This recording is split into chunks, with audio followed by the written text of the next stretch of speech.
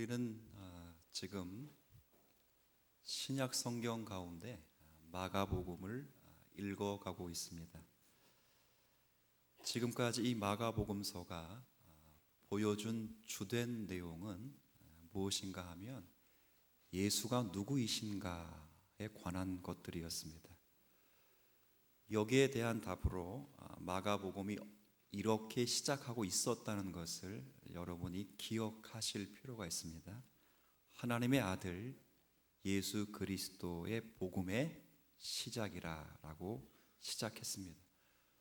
분명한 신앙 고백이었습니다. 그리고 이 복음서를 기록하고 있는 마가는 이 분명한 복음의 사실을 지금까지 여러모로 증거해 왔습니다. 그분은 친히 병을 고치시며 귀신을 내쫓으실 수 있는 분입니다. 그분은 말씀 한마디로 바람과 바다를 꾸짖어 잠잠케 하실 수 있는 분이셨습니다. 그분은 죄를 사하시는 권세가 있다는 것을 보여주시기 위해서 중풍병자를 일으키시기도 하셨습니다. 그분은 심지어 죽은 자를 다시 살리기도 하셨습니다. 아이야, 일어나라. 한마디로 죽은 아이를 일으키셨습니다. 이러한 기적들을 마가가 우리에게 보여주므로 마가는 복음서를 읽고 있는 사람들이 꼼짝없이 예수를 인정하게 만듭니다. 이 복음서가 증거하는 예수가 하나님의 권세와 능력을 가지신 그분의 아들이시라는 것을 증거합니다. 누가 죄인의 죄를 사할 수 있으며 누가 죽은 자를 다시 일으킬 수 있겠습니까? 그러한 일을 하실 수 있는 분은 오직 세상의 창조주이시며 구원자이신 하나님, 그분밖에는 없습니다. 여기에 더하여 예수가 어떤 분이신가를 마가가 증명하다가 특별히 지난주 읽었던 본문과 오늘 읽게 된 본문에서는 정점으로 고백하고 있습니다. 지난주 본문에서는 제자들의 입을 빌어서 증언했습니다. 예수께서 제자들에게 이렇게 물었지요. 너희는 나를 누구로 생각하느냐? 그러자 제자를 대표해서 베드로가 했던 고백을 기억하실 것입니다. 당신은 그리스도이십니다. 예수가 어떤 분이신가가 제자들의 입을 빌어서 증언된 셈입니다. 그리고 오늘 우리가 읽게 된 이 본문에서는 성부 하나님의 입을 빌어서 증언됩니다. 일명 변화산 사건이라 불리는 사건인데 내용은 간단합니다. 우리 주님께서 제자 3명을 데리고 기도하러 산에 올라가셨습니다. 그런데 예수께서 기도하실 때에 예수의 용모가 변화되고 그의 옷이 휘어지며 광채가 났다라고 되어 있습니다. 우리는 하나님의 영광이 어떠한 것인지 정확히 이해할 수는 없습니다. 본 적이 없으니까요. 그러나 3절에 보면 예수께서 자신의 영광을 드러내셨다고 합니다. 그리고 7절에 성부 하나님께서는 예수를 아들로 인정하시는 말씀을 선포합니다. 이는 내 사랑하는 아들이니 너희는 그의 말을 들으라 하십니다. 이처럼 마가복음 전체에서 지금까지 읽어봤던 마가복음 전체에서 그리고 가깝게는 지난주 본문과 오늘 본문에서 예수가 그리스도시요 하나님의 아들이시라는 사실, 그리고 그 그리스도와 하나님의 아들 되신 예수께서 가지신 그 영광이 얼마나 분명하고 영화스러운지를 오늘 본문을 통해서도 분명히 증거해 주고 있습니다. 그런데 말입니다. 지난주 그리고 오늘 읽게 된 이 본문에는 특별한 것이 있는데 그것은 그리스도 영광만을 드러내고 있지는 않다 하는 이야기입니다. 분명히 제자들의 입을 통해서 주는 그리스도시요, 오늘 본문은 성부 하나님 아버지 입을 통해서 그는 나의 아들이시다라고 예수의 영광을 분명히 증언했음에도 불구하고 이 영광뿐 아니라 이 영광과는 아주 대조적이고 이질적인 또 다른 내용이 오늘 본문에 등장합니다. 그것은 그 영광스러운 주님이 고난을 당하시고 십자가에 죽으실 것이라 하는 것입니다. 먼저 지난주 읽었던 말씀에서도 제자 입을 빌어서 증언될 때에도 그 영광스러운 예수께서 고난을 당하시고 십자가에 죽으실 것을 이렇게 말씀했습니다. 우리 지난주 읽었던 말씀 8장 30절 31절 같이 한번 읽어볼까요? 시작. 이에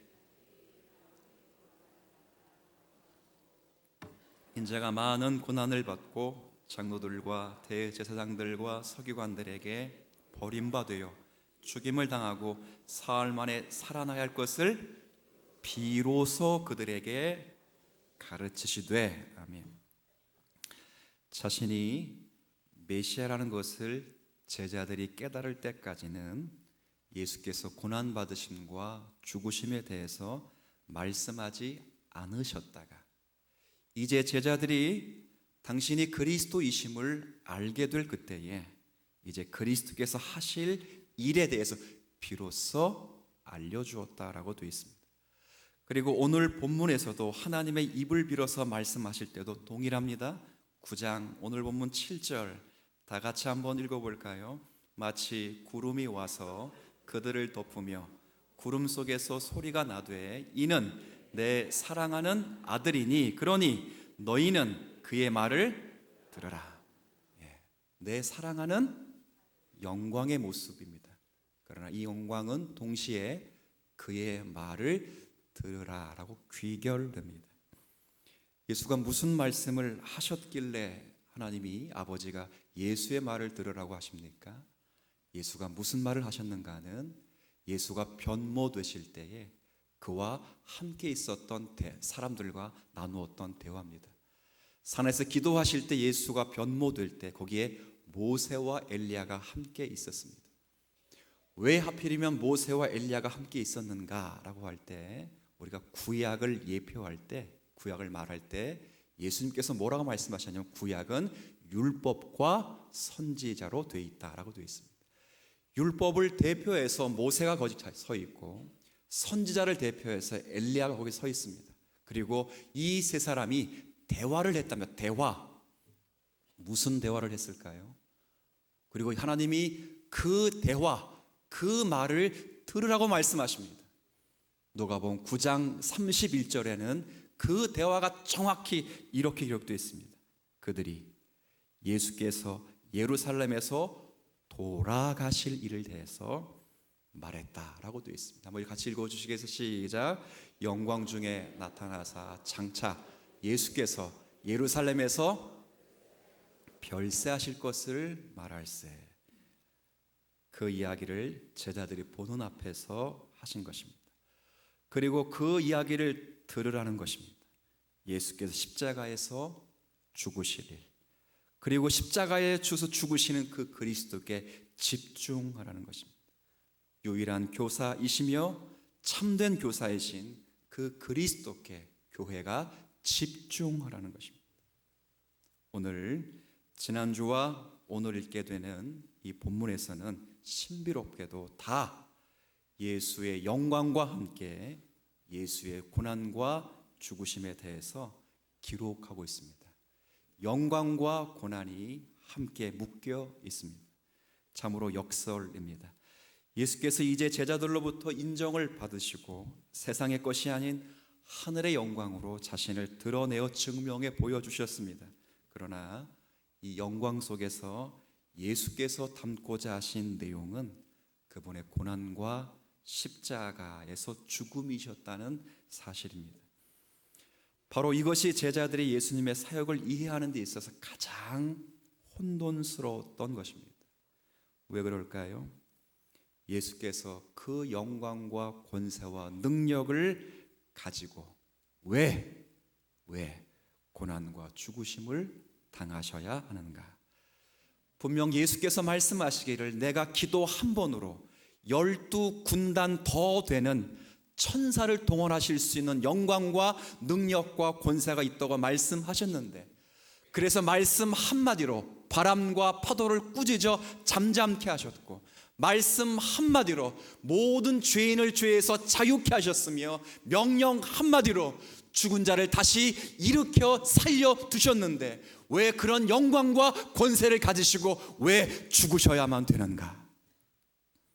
제자들이 혼돈스러웠습니다.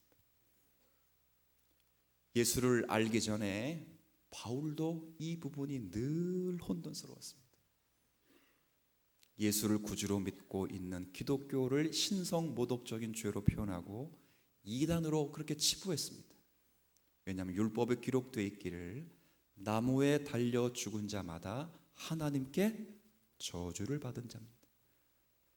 분명 예수는 나무에 달려 죽은 자입니다. 죽임을 당한 자입니다. 하나님께 저주받은 자입니다. 그러나 그들이 저주받은 그 예수를 하나님의 아들이요 하나님으로 섬기고 있으니 바울이 결코 이해할 수 없었던 것입니다.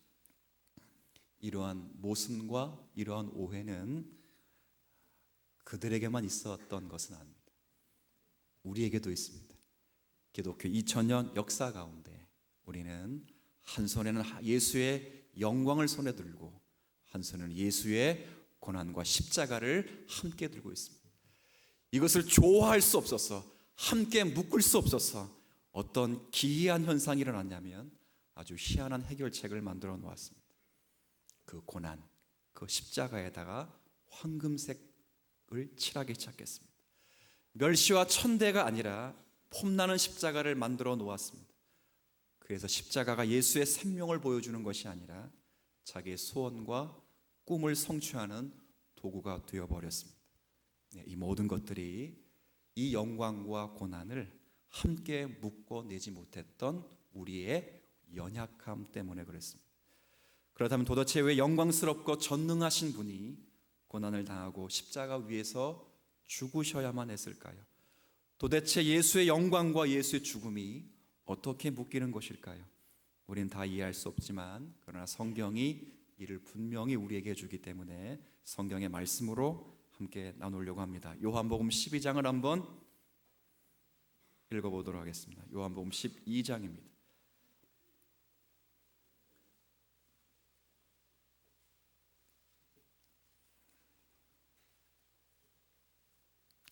일단 좀 본문이 길지만 함께 요한복음 12장 23절부터 28절까지의 말씀을 우리 함께 봉독하겠습니다. 예수께서 대답하여 이르시되 인자가 영광을 얻을 때가 왔도다. 내가 진실로 진실로 너희에게 이르노니 한 알의 밀이 땅에 떨어져 죽지 아니하면 한 알 그대로 있고 죽으면 많은 열매를 맺느니라. 자기의 생명을 사랑하는 자는 잃어버릴 것이요 이 세상에서 자기의 생명을 미워하는 자는 영생하도록 보존하리라. 사람이 나를 섬기려면 나를 따르라. 나 있는 곳에 나를 섬기는 자도 거기 있으리니 사람이 나를 섬기면 내 아버지께서 그를 귀히 여기시리라. 지금 내 마음이 괴로우니 무슨 말을 하리요? 아버지여 나를 구원하여 이 때를 면하게 하여 주옵소서. 그러나 내가 이를 위하여 이 때에 왔나이다. 아버지여 아버지의 이름을 영광스럽게 하옵소서 하시니 이에 하늘에서 소리가 나서 이르되 내가 이미 영광스럽게 하였고 또 다시 영광스럽게 하리라 하시니 아멘. 지금 방금 전에 우리가 읽었던 말씀들은 예수님께서 고난과 죽음을 준비하시는 본문입니다.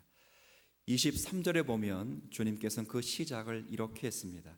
인자가 영광을 얻을 때가 왔다 되어 있습니다. 이렇게 말씀하십니다. 그렇다면 이 영광을 얻을 때가 언제일까요? 우리가 일단 피상적으로 생각을 하면 이해하면 나중에 예수님께서 부활하실 때 주님은 영광을 받으실 것입니다. 그리고 승천하실 때 예수님은 영광을 받을 것입니다.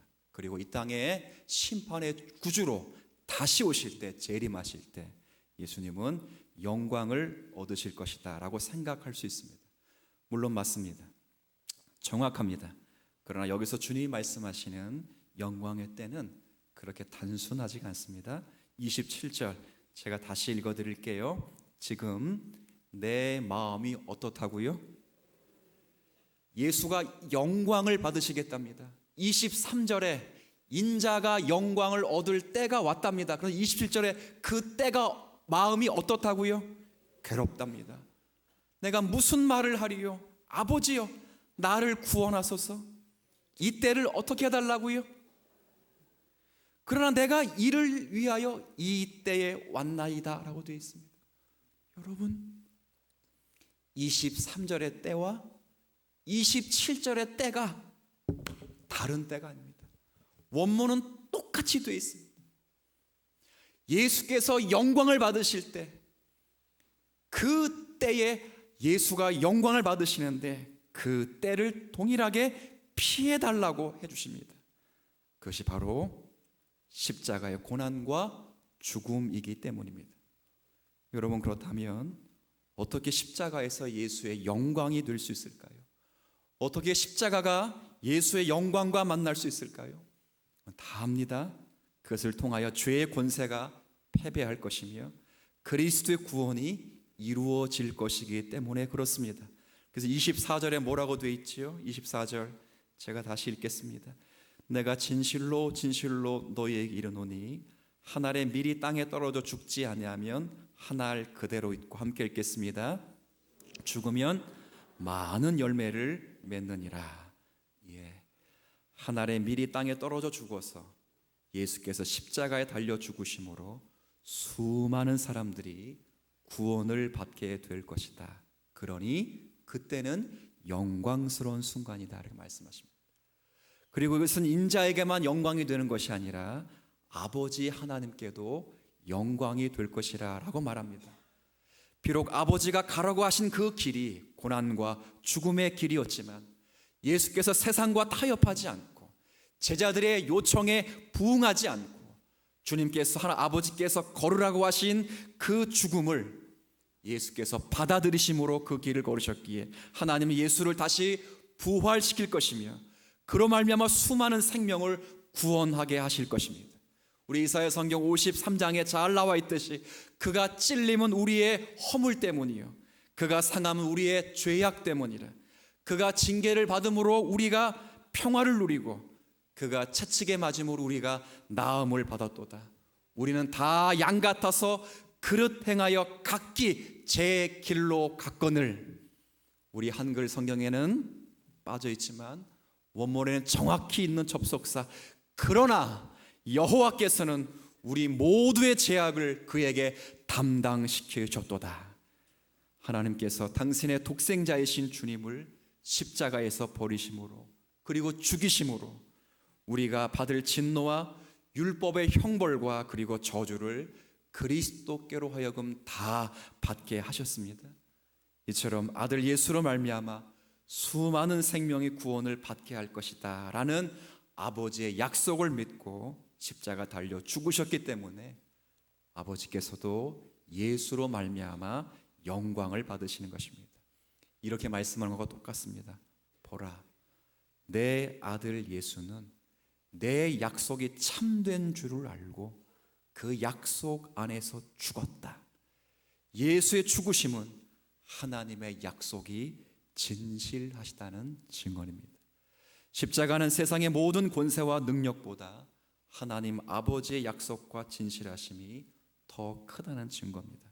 그래서 28절에 이미 네가 나를 영광스럽게 하였고 또 다시 내가 너를 영광스럽게 할 것이다 라고 말씀을 하는 것입니다. 하지만 때론 우리는 이 기독교의 영광과 고난이 하나로 묶여 있다는 사실을 이해하지 못합니다. 오늘 변화산 사건이 우리에게 말씀하시고 있는 중요한 핵심은 예수의 영광과 예수의 고난이 묶여 있고 만나고 있다는 것입니다. 많은 기독교 그리고 많은 신앙인들이 예수의 영광과 예수의 고난을 분리시켜버립니다. 예수의 영광이 따로 있고 예수의 고난이 따로 있어서 우리 모두가 예수의 영광된 지위와 신분을 누리기는 기뻐하지만 예수의 고난과 죽으심의 자리에 있을 때는 마치 하나님이 나를 외면한 것처럼 내가 신앙이 부족한 것처럼 내가 하나님 앞에 징계받는 것처럼 치부되는 신앙의 관계 속에 있습니다. 그러나 오늘 성경이 우리에게 중요하게 말씀하는 것은 그 예수의 영광과 예수의 고난과 죽으심이 하나로 뭐에 있다고요? 같이 한번 합시다. 묶여 있다. 꼭 기억하십시오. 꼭 기억하십시오. 우리는 전부 분리합니다. 전부. 그래서 예수의 영광된 위치에 내가 있으면 우쭐하지요. 뭐 잘해서 받은 줄 알죠. 그러나 예수의 고난의 자리에 내가 있으면 내가 뭐 잘못한 것 같죠. 저 사람은 신앙이 없는 것처럼 보이죠. 주님이 그렇지 않답니다. 예수의 영광과 고난은 함께 묶여 있고 신자된 자리에 언제나 영광과 고난은 함께 어우러져 증거되고 있다, 증명하는 겁니다. 그럼 우리는 그걸 받아들이지 못합니다. 그래서 어떤 반응을 늘 보이냐면 오늘 우리가 읽었던 마가복음 9장 5절의 말씀처럼 이렇게 고백되어 있습니다. 제가 읽도록 하지요. 베드로가 예수께 고하되 랍비여 우리가 여기 있는 것이 좋사오. 여기가 어딥니까? 예수께서 영광을 보이신 그 자리에만, 그 영광에만 머물러 있는 것이 좋사오니 내려가지 말라는 것입니다. 십자가를 지러 내려가셔야 되는데 그 고난의 자리에 서지 말라는 말입니다. 이 영광의 자리가 너무 좋으니 하나는 주를 위하여, 하나는 모세를 위하여, 하나는 엘리야를 위하여 우리가 초막셋을 줍고 여기서 평생 사십시다 이렇게 되어 있습니다. 메시아는 이 산에 위에 계실 분이 아니라 십자가를 지러 내려가셔야 하는 분임에도 불구하고 그래서 이스라엘의 실패된 역사, 하나님께 반역함으로써 망한 그 역사에 종지부를 찍고자 하시는데 제자들은 그 메시아를 산 위에 붙들어 두려고 합니다. 하나님의 뜻을 전혀 알지 못하고 오직 현재 영광스러운 모습만을 유지하기를 바랬던 것입니다. 저는 오늘 저와 여러분들이 어쩌면 이 제자들과 같은 모습이 아닐까, 우리의 믿음을 신앙 앞에서 반추하시고 생각하셔야 됩니다. 오늘도 우리가 예수님을 다 믿는다고 말합니다. 그렇게 신앙도 사도신경으로 고백했습니다. 예수님을 믿는다고 하는 것은 예수의 말씀을 듣는 것이고 그분을 보는 것이며 따라가는 것입니다. 그런데도 우리는 우리 마음에 초막셋을 짓고 있는 경우가 참 많습니다. 예수의 영광에만 집착하여 예수께서 고난받으셔야만 하는 것에 대해서 우리는 무관심합니다. 예수를 믿는다는 것이 지나간 사건 정도로, 그래서 예수를 믿어 구원을 얻었다는 식으로 간직해 두고 있고, 신앙의 현실에서는 예수를 믿는 자는 믿는다는 진정한 의미를 접어둔 채 그냥 내게 홍해를 갈라주는 모세, 광야에서 만나를 내려주는 그 모세가 필요하고, 때로는 우리의 대적을 물리치는 갈멜산 전투의 승리자인 엘리야가 필요한 식으로만 남아있다면 우리도 우리 마음에 초막셋을 짓고 있는 것입니다. 예전에 어떤 교회의 한 이야기를, 에피소드를 여러분에게 아마 들려드린 제가 기억이 있습니다. 어떤 예를 들어 드렸냐면 어떤 한 교회에 물질적으로 많은 어려움과 고통 속에 계셨던 한 집사님이 계셨습니다. 이 집사님이 너무 물질적으로 어려움을 당하고 사업의 환경과 모든 게 다 막혀서 내가 예수 믿는 게 이게 무슨 의미가 있는가, 하나님이 날 사랑하지 않는가 하는 마음으로 내가 예수를 꼭 믿어야 하는가, 그런 고민을 하다가 마지막으로 한번 기도원 가서 기도 응답 받고 와야 되겠다 해서 기도원을 찾아갔어요. 근데 그렇게 기도하고 있는 중에 그 기도원 원장님이 너무 열심히 기도하니까 그 집사님에게 안수를 뜨겁게. 근데 놀랍게도 그 안수 받고 내려오니까 물질이 그대로 회복되고 모든 막혔던 게 다 풀렸다 그 말이에요. 그래서 주일 되기 수요일 날 그분이 성가대원이었거든요. 성가대 연습실에서 자기가 지난 3일 동안 있었던 간증 이야기를 쫙 했어요. 어떤 일이 벌어졌을까요? 주일에 성가대원들이 한 명도 안 나왔다. 실제 있었던 일이요. 어디 갔을까요?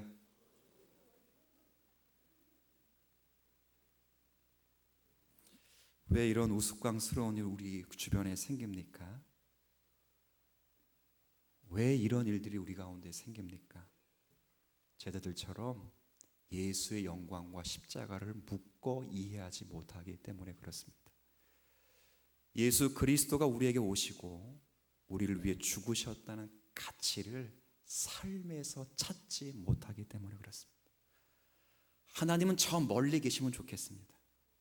하나님은 높으시고 힘이 있으시고 권세가 있으시고 그냥 거기 딱 계시고 내가 필요하면 응답하시고 내가 도움을 요청하면 주시면 됩니다. 물론 하나님은 그런 분이십니다. 창조주이시며 권세를 가지시고 멀리 계십니다. 영광을 가지시고 그 권세를 갖고 하늘에서 우리의 기도에 응답하시는 분은 맞습니다. 그러나 멀리만 계시지 않습니다. 하나님의 말씀은, 하나님의 약속은 약속만 하는 것이 아니라 그 모든 약속들은 당신이 그 약속들을 이루시기 위한 선언에 불과하셨고 그 약속과 말씀이 이루어지기 위하여 하나님은 현현 낮아지시고 육신의 몸을 입으시며 우리의 생애 가운데 들어오셔서 우리와 같은 생을 사시고 먹지 못하고 자지 못하고 고난받으시고 우리를 죽으심으로 우리의 모든 생애의 의미와 가치를 하나님 앞에서 생명으로 바꾸어 놓으셨다 그 말입니다. 이 의미를 이해하셔야 합니다. 이해하셔야 합니다. 우리의 신앙은 기도해서 응답받는 것 아닙니다. 우리 나중에 천국 가는 것 아닙니다. 그런 영광으로만 치부될 수 없습니다. 지금의 현실입니다. 현실입니다. 여러분이 밥을 먹고 여러분의 직장 생활을 하고 예수를 믿는다는 것 때문에 기도하고 갈등하고 고민하고 연약해지는 질그릇 것 같은 깨질 수 있는 이 환경 속에 있는 모든 삶의 정황이 예수로 증거되고 예수로 변화되며 예수의 생명에 동참하기 위한 하나님의 영광스러운 현장임을 믿어 의심치 않는 성도들이 되시기를 축복합니다. 살려달라고만 기도하는 것이 아니라 부자 되기 위하여 기도하는 것이 아니라 이 삶의 정황 속에서 내게 무엇을 만들어내실까를 기대하시면서 때론 울어보시고 때론 원망해보시고 때론 자책해보시고 때론 인내하시면서 하나님 앞에 서야 합니다. 바울이 뭐라고 말하지요? 우리가 항상 예수의 죽음을 몸에 짊어지면 또한 예수의 생명이 우리 몸에 나타나게 하려 함이라. 그래서요 사방으로 우겨쌈을 당해도 쌓이지 아니하고 박해를 받아도 버림받지 아니하며 거꾸로 뜨림을 당하고 하여도 망하지 않는다. 우리는 우겨쌈 당하지 않게 기도하지요. 우리는 거꾸로 뜨림을 당하지 않도록 기도하지요. 박해를 받지 않기 위해 기도하지요. 아니요. 사방으로 우겨싸임을 당할 수밖에 없는 자들, 거꾸로 뜨림을 받을 수밖에 없는 자들, 박해를 받을 수밖에 없는 자들이 신자들의 삶의 정황이라 합니다. 그럼에도 불구하고 쌓이지 않고, 그럼에도 불구하고 버리지 않고, 그럼에도 불구하고 망하지 않는 이유는 우리 안에, 내 안에 그리스도가 나를 대신하여 살기 때문입니다. 그 고백과 가치를 인정하고 살아가는 삶의 자리, 주님이 제자들이 그 길을 걸어가게 하기 위하여 이 진리를 설포하고 계십니다. 여러분들은 예수께서 여러분을 위해 죽으심으로 그 근거로 여러분은 하나님과 묶여 있습니다. 그래서 이제 여러분의 운명은 여러분이 속한 몸 혹은 여러분의 인성의 머리 되신 이로 말미암아 결정이 됩니다. 자신의 정체성을 알기 위해서는 자신의 머리가 누구이신지를 보면 됩니다. 내 머리가 아담이라면, 내가 아담에 속해 있다면 아담의 죄책을 지고 그의 죽음이 곧 나의 운명이 되고 말 것입니다. 그러나 내가 그리스도께 속해 있다면, 그리스도가 나의 머리라면 그리스도의 의로움과 생명이 내 것이 됩니다. 우린 다 그리스도와 함께 묶여 있습니다. 그의 영광뿐 아니라 그의 고난 안에 우리를 집어넣으셔서 우리의 모든 삶의 연약함도 어느 것 하나 생명을 만들어내지 못할 것이 없는 운명 속에 우리가 처해 있습니다.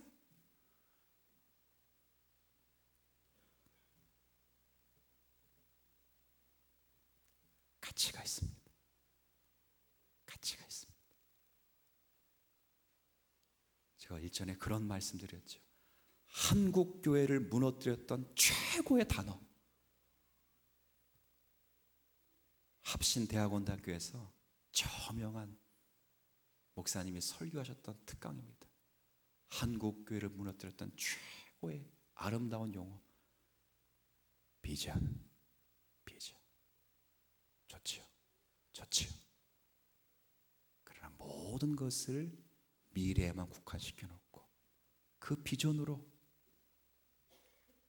지금의 현실을 당면시킬 수 있는 지금의 믿음의 원동력을 만들어내지 못할 때 그건 기독교의 가치가 없습니다.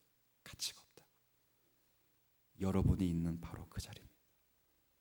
여러분이 서 있는 그 자리에 지금도 여러분을 통해서 주님은 생명을 만들어내시기를 원합니다. 우리 안에 계시고 나와 함께 계시며 내 안에서 친히 그 생명의 역사를 증언해 내시길 원합니다.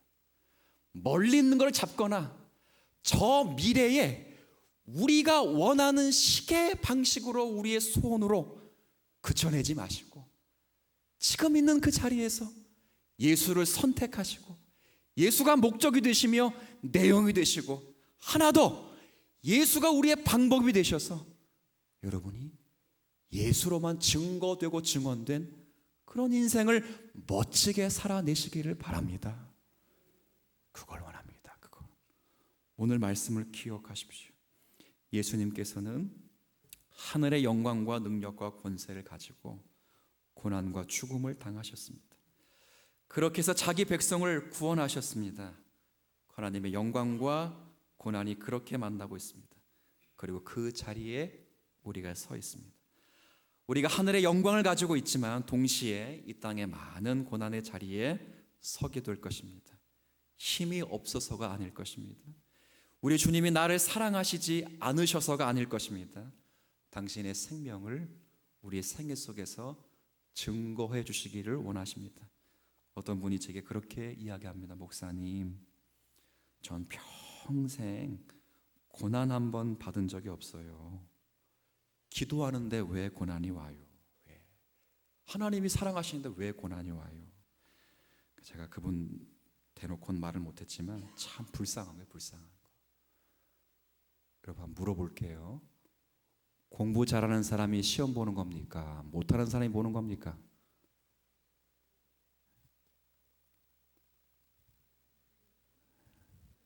청년들 죽어라 하고 공부하고 뭐 봐요? 나중에 시험 보는 거예요. 고난 아무나게 오는 거 아닙니다. 여러분이 예수를 알게 하기 위하여 찾아오는, 예수의 생명을 몸에 담기 위하여 찾아오는 여러 연단들, 하나님이 여러분과 함께 하셔서 그 연단을 통하여 당신의 생명이 무엇이고 우리 허락하신 진리가 무엇인지를 분명하게 증언하시길 원하십니다. 문 밖에서 두드리노니 누구든지 나의 음성을 듣고 문을 열면 내가 그와 더불어 먹고 마시리라. 기도하겠습니다.